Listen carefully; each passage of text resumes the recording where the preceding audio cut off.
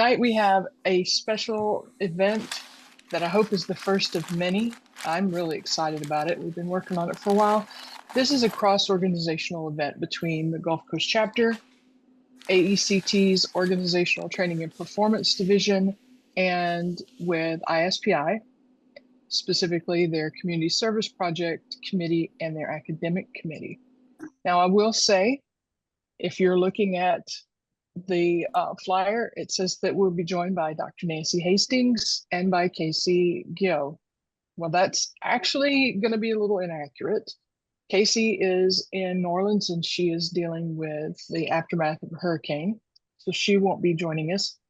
Holly Hanley, Dr. Hanley and I will be taking care of the ISPI side of the house. And then Dr.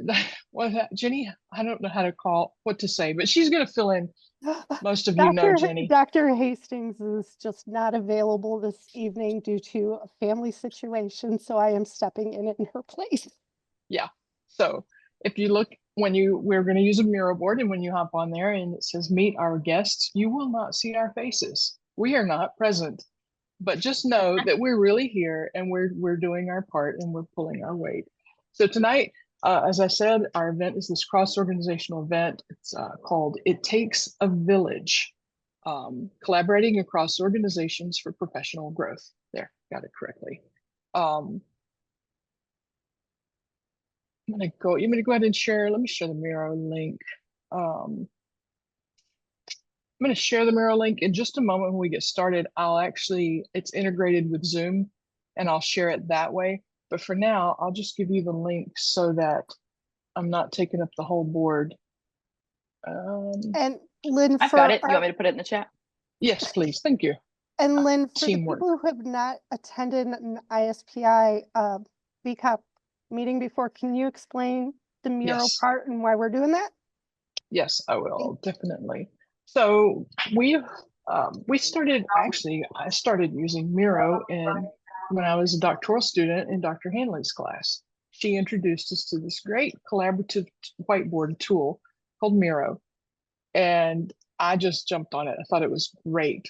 With virtual learning, virtual engagement, it's just perfect. And so I've used it throughout her class. And when I was doing my dissertation, I used it with the team. And then now we've used it in our Gulf Coast ISPI meetings, which our members, our attendees really like it on all our surveys. That's one of the things that they always say is, we love your Miro boards. So we use that for a couple of reasons. One, it allows us to put a lot of information there for you, and it's going to remain there. You can go back and access that board at any time. It's not closed at all. Plus, it gives us a little bit of a way to interact. There's a fun activity on there if you want to do that while you're hanging out. If you'll just scroll over to the side, if you're on the board, scroll to the right, you'll see some cats and dogs. In my house, it's raining cats and dogs, so it's kind of appropriate. You can start doing that to introduce yourself, but as we get on into the meeting, we'll move around a little bit. I'll take care of it. I'll make sure that you either know where I am or I'll just bring you to myself. That'll be fun for you. But that's what we're going to use is this mural board. Aptly so, we've made it a village. Hopefully you like our little village. I see a lot of you moving around. It's distracting my poor little ADD brain over here. But I've lost my place. I told you guys I would do this. If you're let's just jump do to an Jenny. Introduction. Well, let's do an introduction real quick for people that might not be familiar with Gulf Coast ISPI. Just a super quick overview, and then we'll have Jenny do a quick overview of the AECT OTP. Gosh, that's a mouthful. I know it is. And Nicole has put together such a great little agenda. It's over here on this side. Like if you get started talking, I do this all the time. So the Gulf Coast chapter, we're an ISPI chapter. We're completely virtual and we're modeled as a community of practice. And we have every other month, we have just a traditional meeting, somewhat like this. And then every other month we have something called Career Cafe, which is just a conversational style get together. I think the OTP division has something similar called Knowledge Share. We really put a lot of emphasis on having practical events or meetings or sessions and giving everybody an opportunity to stay after for after hours just to talk, to collaborate. Because, you know, if you work in performance improvement or instructional design or a similar field, you may not interact with anyone in your field. And it's nice to be able to just sit and talk to somebody who understands you. That when you tell them you're an instructional designer, they don't think you build websites. Or if you tell them you work in performance improvement, they don't think you're like a personal trainer or, you know, fitness coach or something like that. So it's really cool. And that's like one of the cornerstones of the Gulf Coast chapter. We are virtual. We just happen to have the name Gulf Coast because when Dr. Nancy Hastings and Dr. Hanley were they were the original founders when they founded it, that's where they were, it's Gulf Coast. So the name is just kind of stuck. But never fear, no matter where you are always welcome to be a part of our group. All right, so now I think Jenny, you want to hop over and talk a little bit about AECT's OTP division? Sure, Lynn, thank you. And I will tell you all, I'm watching you put your information in the Miro board as Lynn's talking. I can tell who the cat people are and who the dog people are because of the animal you're picking. Of course, I'm a cat person. That's why I have a cat.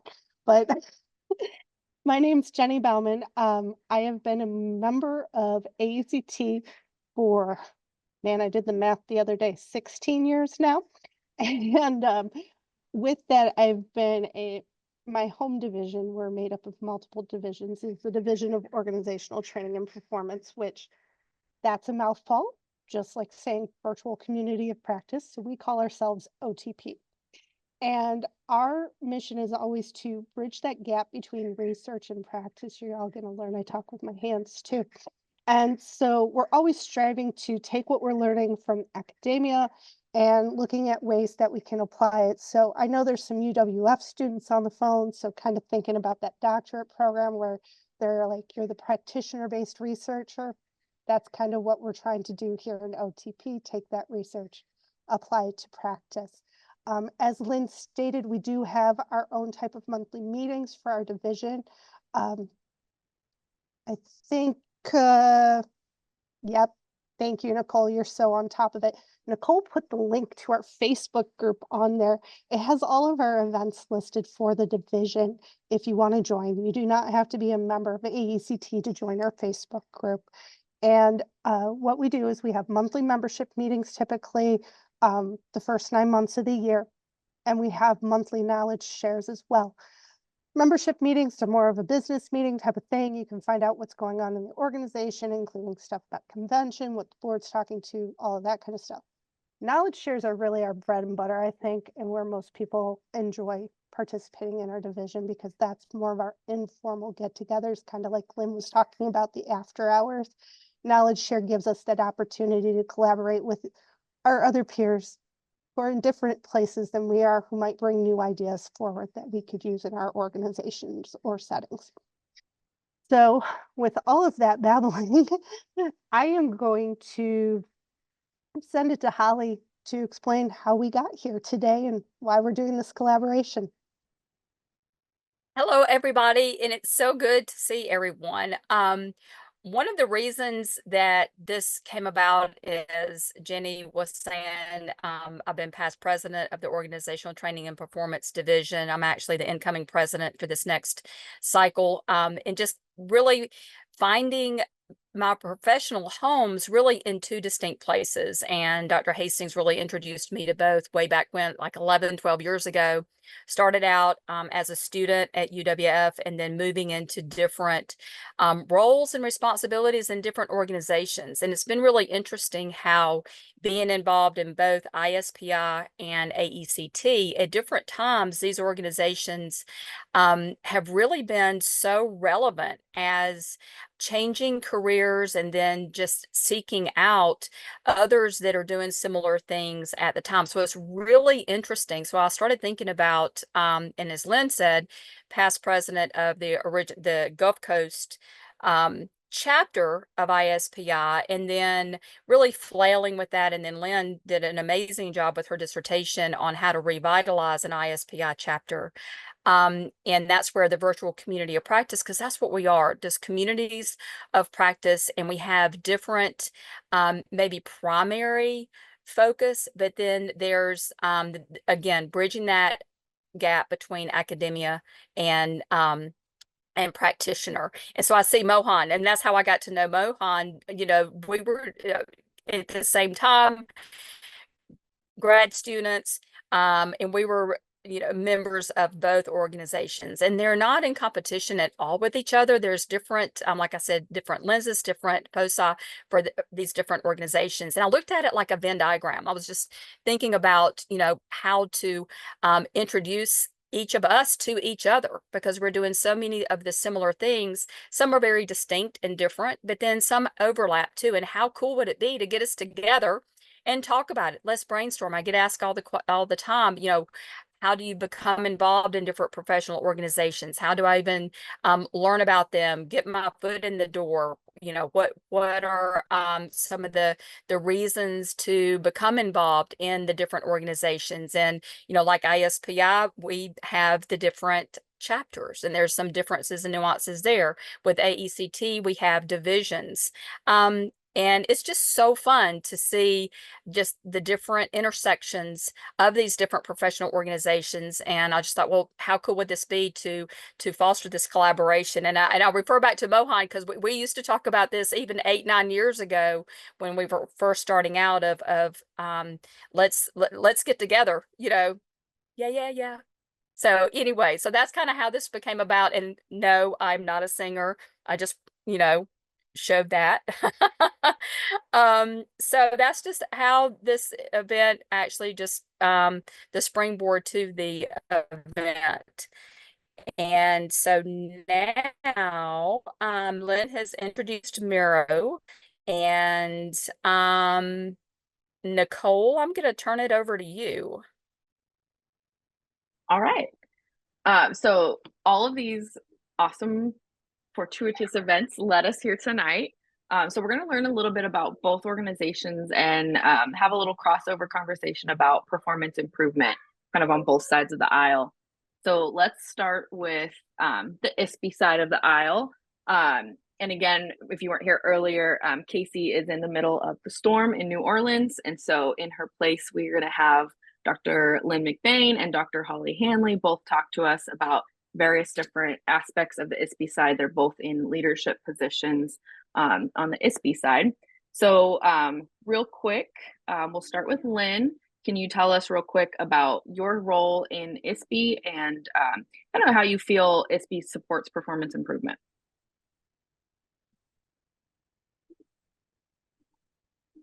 You're muted, sorry. Happens all the time.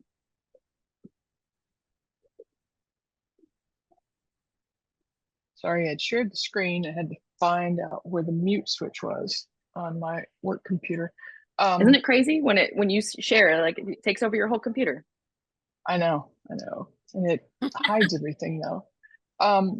So ISPI is, of course, the International Society of Performance Improvement. It's the parent organization for the Gulf Coast chapter. The International Society for Performance Improvement is a practitioner-oriented professional organization that is focused on human performance improvement. It's been around for over 60 years, and many people that, if you are involved with human performance improvement, many of the pioneers in the movement have an association with, or were members of, or even helped to found ISPI. Names like Roger Addison and Thomas Gilbert and Carl Binder, for more modern, more current people, Judy Hale, Roger Kaufman, Rothwell, you name it. Basically, if you could tell me anybody, if you're in school, if you could tell me anybody that has written one of your textbooks, chances are they probably are involved or have been associated with ISPI through the performance improvement side of things. ISPI is international. We have chapters and events that are, of course, stateside, United States, but then there are also international chapters. There's an international event, a virtual conference that's coming up in October that will be for the international group. It's all held virtually online because so many people are from so many different areas. And our annual conference for ISPI was just held in May, and Dr. Hanley and I attended. I'm not sure, some of you that are online may have attended as well. Amy Jones, who's a member of our volunteer team, was there as well. If you're on the Miro board on the discussion section, I added, no, it's all the way at the end. I added a little brochure on the Connect with Us. You'll know that you're in the right screen if it's nighttime. Randall, who's one of our volunteers, helped me with this Miro board, and he thought that the after hours section should be nighttime, which is actually really cool. So there's a brochure there that you can download, and I added links for AECT, for the OTP division specifically, as well as the ISPI for the academic team and the community service project. But I'll talk about those in a minute. I think that pretty much covers an overview of ISPI. So Nicole, I'll pass it back over to you. Fabulous. And then Dr. Holly Hanley is also going to be sharing a little bit about ISPI a little bit later. Did you want to introduce yourself, your role with ISPI? Sure. So, like I said, past president of the Gulf Coast chapter, and then now moved into something called the academic committee. And part of the ISPI, if you were to look at really practitioner versus academic, ISPI tends toward and leans toward that practitioner, really the people that are working as consultants in the field. They are heavily practitioner focused, but there is an Air Force, military, and there is the academic. So there's really three main pillars of ISPI. And then through the years, the academic focus has shifted, and we're back trying to really pay attention to the academic side of the house with helping with the Performance Improvement Quarterly, Performance Improvement Journal, of having a place for publications. If you are working in the field, if you are a practitioner and you are doing research, both academic research and also practitioner-based research, to really have a place to be able to publish your articles. So a resurgence, increased energy into the academic pillar, so to speak, of ISPI. And also in part of that, one of the things that really hooked me with ISPI was I participated in the case study competition, oh goodness, like 11 years ago. And that's where the partnership or the introduction of students to these thought leaders and these incredible practitioners in the field through something called the case study competition. We are bringing that back. I'm on the team that is introducing that again. It was just a really meaningful experience for students to be able to interact with practitioners in the field. The other thing about ISPI, they do have the CPT certification. So this is another way to show your knowledge and skills in the area of performance improvement. So the academic committee is really having these two areas of focus, and also having a community service project. Casey is really involved in that and rolling out more information as far as the community service project, and then also having the partnerships with these academic institutions, and having that collaboration again with universities, academic institution, colleges, anyone in the realm of performance improvement. Fabulous. All right, Jenny, can you tell us a little bit about yourself and your role in AECT, and maybe tell us a little bit about what OTP is? Sure. Well, I'm not going to ask Holly to explain her roles in AECT as well, because she falls on both sides of this aisle. She's kind of our person in the middle. But as far as I am concerned, AECT, for those who don't know, it stands for the Association of Educational Communication and Technology. And our roots actually come from more of that audio visual perspective and using technology towards learning. And our organization has been seen more from the lens of being really research focused. And there's more to us than the research focus. But a lot of people, when they come in, that's kind of where they're seeing it. As Lynn stated earlier, you do meet your professors who wrote your textbook. I remember meeting Dr. Rita Ritchie there. She wrote the 1994 definition for our field. And so it's just really interesting who you meet at these organizations. And AECT has been striving, they work towards being an inclusive organization. So it isn't just for academics, while it does seem like it might be research heavy, they also gear towards practitioners. And the Division of Organizational Training and Performance, that's really where our niche is, where we're always trying to think of how do we bring those practitioners in, how do we engage them. With ISPI being mainly practitioner focused, like when I was in my master's program, I was like, okay, ISPI is the practitioner, AECT is the academic, and it's kind of taking me some time to mesh those two ideas together. As Holly said, it's a Venn diagram kind of in your head where it's like, well, we're both talking about performance improvement. We're both utilizing learning technologies in our solution. We're both looking at an organizational level, however, we're defining that organization. So as I kind of said before, our mission really with OTP is to bridge that gap between research and practice. And we look for ways to engage practitioners in AECT. So I did notice at least one person, I think Apriti Pell, is on the line. She won our Practitioner Best Practice Award this year. We have awards directed specifically to practitioners to recognize their best practices in the field. And she was awarded it along with Audrey Eagle, who works at the University of West Florida. We also try to bring graduate students in to help them with their career developments. We have a graduate student scholarship award from our division that pays for their convention registration. And then we recognize service within our division. We have an award called the Nancy B. Hastings Distinguished Service Award. I don't know how to say this without saying mom. Dr. Hastings has been a part of the Division of Organizational Training and Performance for almost 20 years now. And there really was a point where the division almost didn't exist.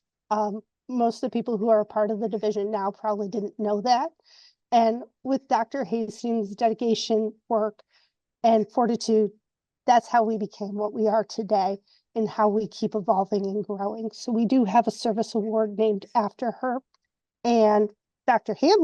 Holly is actually our recipient this year for that. So that's just kind of giving you some information about the division. Now, Nicole asked me about my role in the organization. And I use air quotes because I think I have about 5 right now, because I am an overachiever and need to stop saying yes to volunteering. So currently I am our division past president, our division conference planner, our division representative to the AECT board. I am on a task force for our event planning. I assist with our division communications, and I am on the membership committee for the organization. So there's a lot of hats that I'm wearing over there. Holly is too. I can just say, you know, she's the president-elect. She's on the strategic planning committee. There's a lot of different hats that people wear over in that organization. There's always ways to get involved. Even as a student, I mean, I was involved in my first year. I'm 99% sure that I pulled Mohan and Holly in like within their first couple of years to start helping out with the division and getting involved. So we're always looking for ways to get the practitioners together. And Sylvia, if you're laughing, if you said, holy cow, about the number of titles I have, I got rid of 90% of them starting in October. So that'll be different. think that kind of gives a high level synopsis of everything. Yep. And I was going to say to Sylvia, Sylvia was one of the first people I met in AECT, and just it's so neat to see just through the years what we're all doing. And I know I can call up Sylvia, hey, you know, whatever it might be. So it really is such a neat community. And at first you feel like, oh, I don't know anybody. But then seeing everybody come into the group tonight, it's like, oh my gosh, it's so cool to see you. So it really is. It is a village. It's really amazing to see this. Yes, I agree. Very awesome to see so many people I haven't seen in a while. So speaking of village, I want to put a question out to our representatives from ISPI and AECT. So I think when we think about village and we think about maybe working in cross-organizational partnerships, and I think earlier, Holly, you mentioned, you know, like we're not competing, right? We offer different things. So what do you see as the advantages of cross-organizational partnerships? And maybe to tack on to that, what kind of opportunities are you seeing in the future that we can collaborate more between our two organizations? I'll just open it up for whoever kind of wants to go first. Rock, paper, scissors, Holly? I'll start. Those are great questions, Nicole, and my head's just going to try and process them in the order that I'm remembering. So I think the big distinction between both our division and ISPI as a whole is that whole performance. That word performance, it means a lot of different things to a lot of different people, but the idea there is that we're both striving to improve performance, whether that's through research and theory being applied, through practice and certifications and standards that ISPI has. We're all striving to improve performance.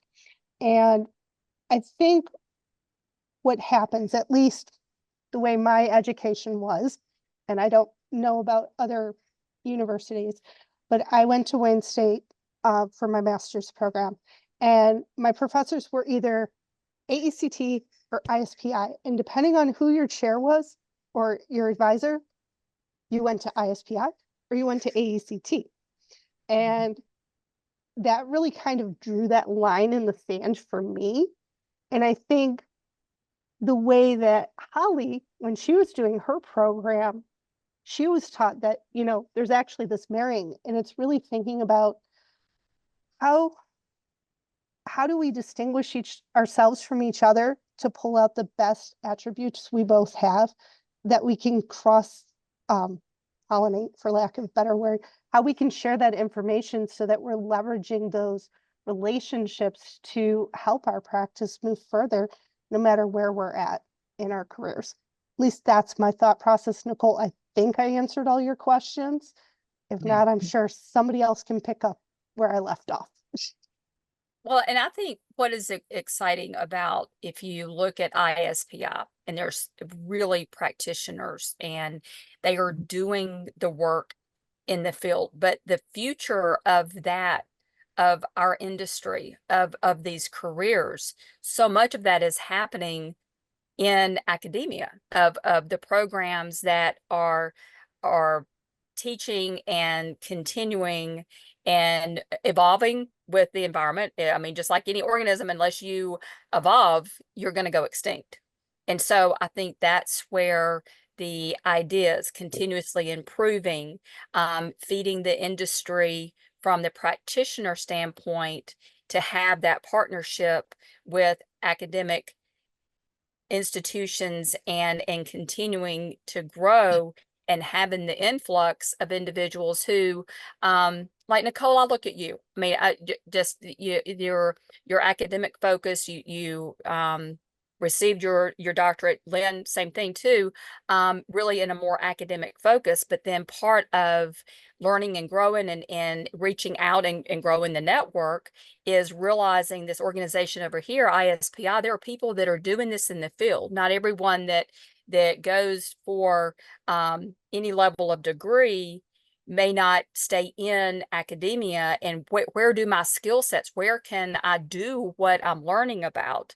You may want to teach that. It may end up where you stay in academia, but there's the whole world of performance improvement out there that you can do these things in organizations. So, and then having the organization with the practitioners, being able to have that real world experience and impart that knowledge on what it's like to work in the field with those that are just that are learning about it in the textbooks, and being able to have that cross communication and connection with each other is huge, depending on, and just being opened up to the whole world of performance improvement, whichever direction that you might want to take.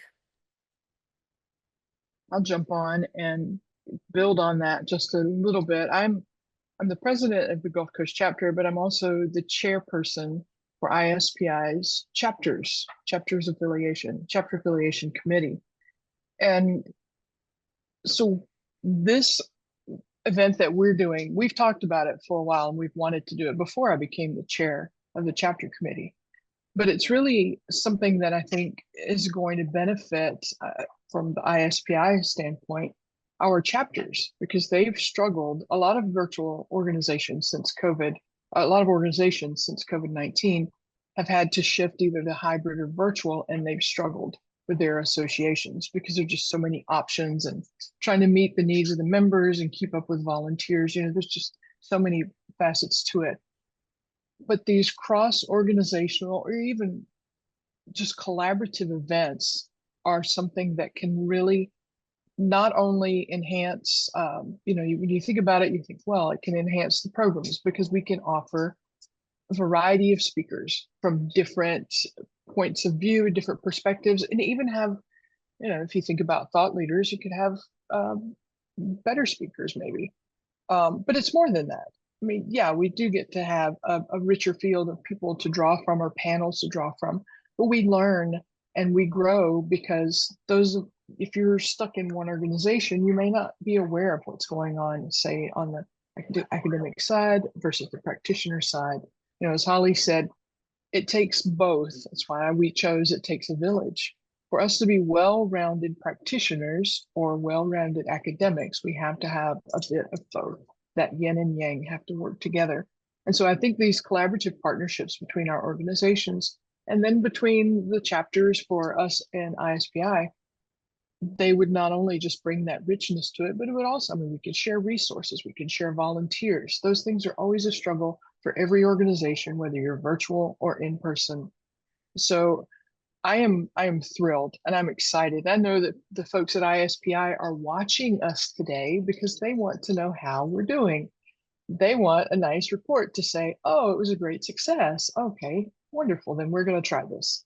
So, you know, sorry to make you all guinea pigs, but you are. But I'd also like to say to those of you who are AECT folks, ISPI can benefit from you because of your just because of your knowledge, but one thing in particular is your research skills.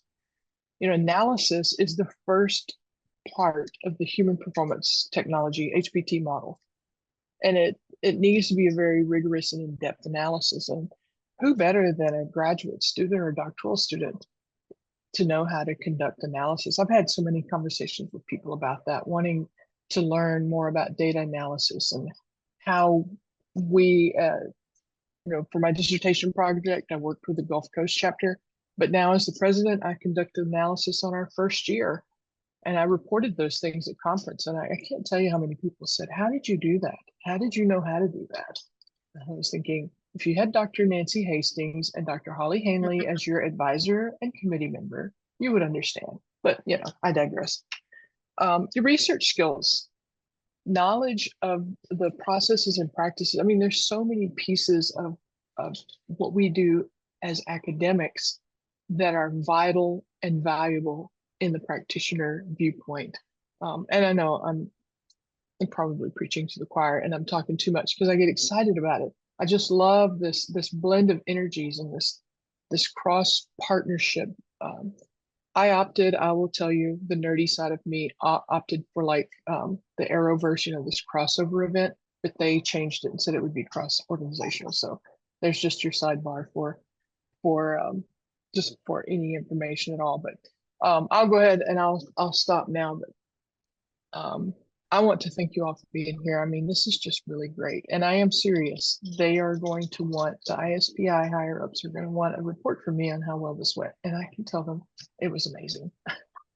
And it's not even over yet.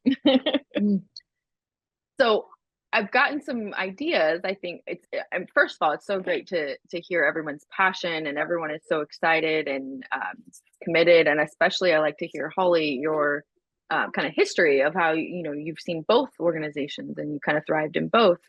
Some things I've heard for like potential crossover support, maybe pairing the research with the practitioner side of things, utilizing some of our students in both organizations, student projects, service projects, case study. I heard something about case studies earlier. We can share resources, especially, in times where it's maybe difficult to get volunteers to help with things. So sharing resources, maybe doing co-events like this. So I'd like to hear some more about maybe some specific ideas that you have, or maybe just some thoughts on some of those crossover things that we can do with, both organizations. And so also, while everybody is talking, while our panel is talking, if you have questions, throw them in the chat or on the Miro board, either one, and I'm not shy, I'll interrupt and ask questions as we go through.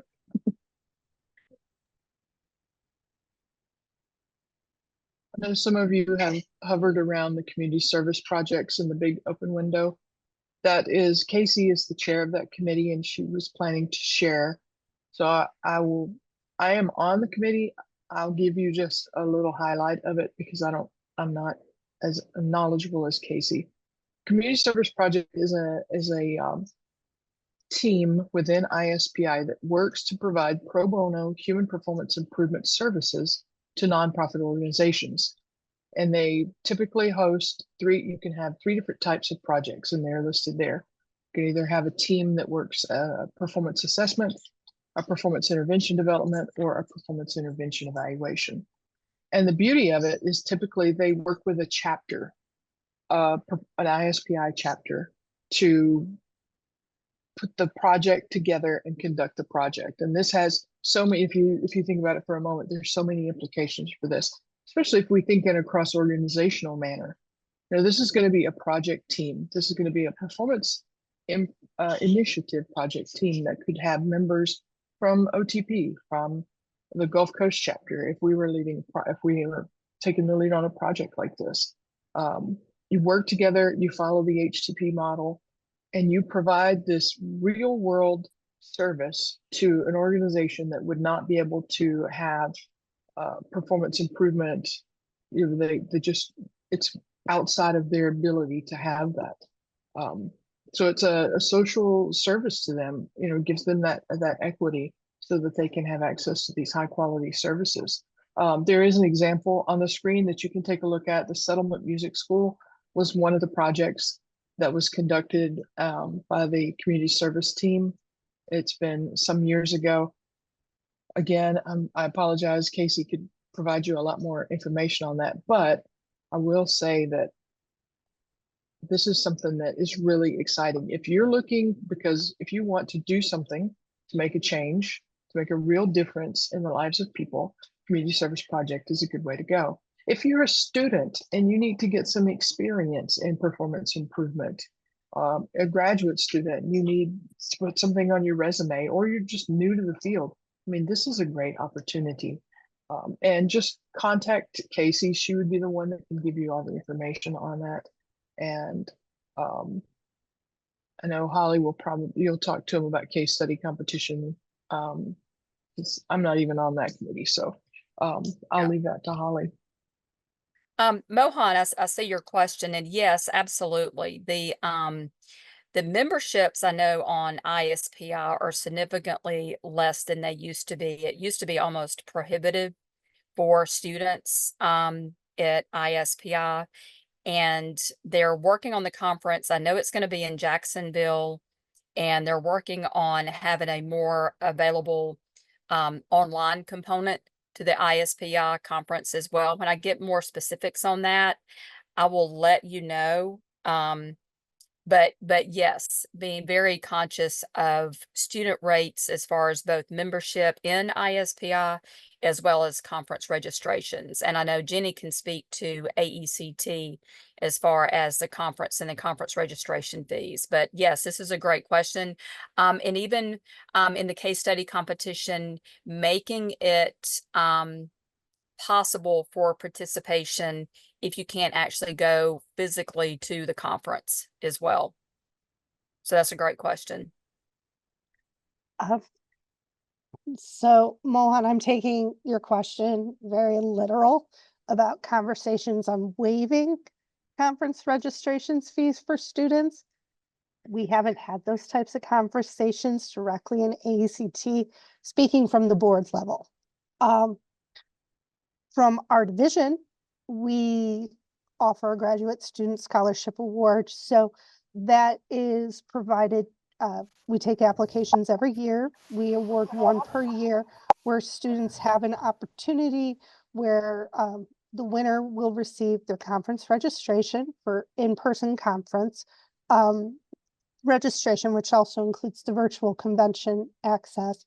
And then they get mentoring throughout the year from our division members, especially in the area, like we'll match them. They get mentoring from everybody, but we'll match them with somebody who aligns with their specific interests and what they're seeking to do in the field of organizational training and performance.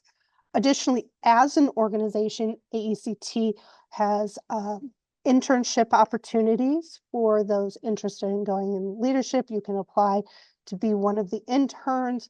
If that's awarded, they pay your conference registration. There's some expectations around that. Sylvia can talk to that better than I can because she is a former intern.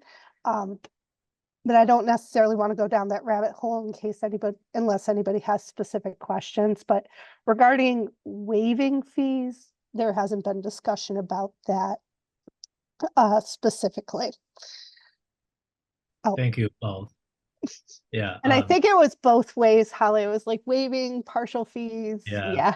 Possibility, I mean, on both sides. And also like for any student members here on each side, like if there are a lot of opportunities for you as long as you're interested, and there'll be a support, if not from your home institution, from certain divisions or chapters. And also, I think we talked about that very early on. I'm not sure whether that was a continuous conversation, is specifically regarding the collaboration between ISPI and maybe OTP, certain division, or the whole organization, is whether we can create on each side, create a certain slots for members from other side, specific student members, to join, kind of to build that connection. And I think that's a good point, Mohan, and maybe something that I don't know what kind of reach Holly and Lynn have on their side, and maybe it's something for that academic committee to think about, and maybe it's something that OTP creates some kind of proposal that we bring to the board and see if it's something we can look at, getting some kind of collaboration going with the higher level organizations that give if you pay this amount, you're technically in both organizations, or you pay a lower amount and you're in one or the other type of thing. I don't know financials, but I don't think it hurts for us to bring those ideas forth. We can talk. We can definitely, between the two of our committees, I think we can, I have some ideas on who we can talk to, and Mohan and any others. We talk about partnerships and how we can support each other. I'd love to have a time where we can sit down and brainstorm some ideas. It's just sitting and listening to you talk. I have ideas of, okay, let's put together something for our conference and maybe for your conference next year, where we go and we present at ISPI and then we present at AECT. We put in proposals for both conferences, and each of the organizations shares expense and shares, And I know for ISPI, our conference, the students will receive half off their registration, but there has to be some better. We can do more things than that. I'm certain of it. I'm on the conference committee. I was looking at the folder to try to pull up the exact dates for the conference. I think it's the second week of April in Jacksonville, and they're going to hold the events at the main library. The public library is the venue. It's really nice. It's going to be great. I'm looking forward to it. Plus, I can drive there, so that really makes me happy too. But flying to Phoenix last year was fun. There are just, I mean, I'm not going to get started talking again because I just keep getting excited. I'm trying to make notes so that I don't forget everything. But Couple And it looks- questions have come in. go for it. All right, so I'm we going got to two stop questions. sharing the screen too, so Okay. I can read the chat. I've got two questions that kind of go together, and so we're going to combine them and see where it goes. So somebody asked what we see as the most significant upcoming trends in our respective organizations. And then also somebody asked how our respective organizations view AI. And so I'm going to combine those because I feel like AI is one of our upcoming trends. But let's just chat for a few minutes. What do you three see as maybe some trends, AI, and is there room for some partnerships in those domains? You want my short answer? It's yes. Yeah, me too. No, we Um, want your long answer, the discussion. There's 11 minutes. I don't know if we have time for that, but How about a Yeah. medium? Like a medium. my medium responses, and I have colleagues who are in ISPI, so I'm not going to try and speak on behalf of Holly and Lynn, but AI blanket, Mhm. that's a trend. It's not going away. It's not, we're basically finding ways to leverage it from an organizational perspective. I know my organization's creating our own AI tool to sell. So, you know, there's always things going to go on that, and that's going to be underlying for almost anything that we see coming forward. There's going to be some kind of AI component. I don't think it's going to be Chat GPT all the time, every time, but there's going to be like, oh, we now have AI on our phone. Oh, there's this added AI feature in this platform that I'm using. How do we leverage that? And I can tell you from AECT's perspective, we've had a lot of presentations over the last couple of years, looking at the research, looking at the ethics behind artificial intelligence, and then how can we move that forward into the practitioner field. And I think this is where the connection with ISPI comes in, of having that ethical use of AI to support learning without basically all of us relying on AI for everything we do.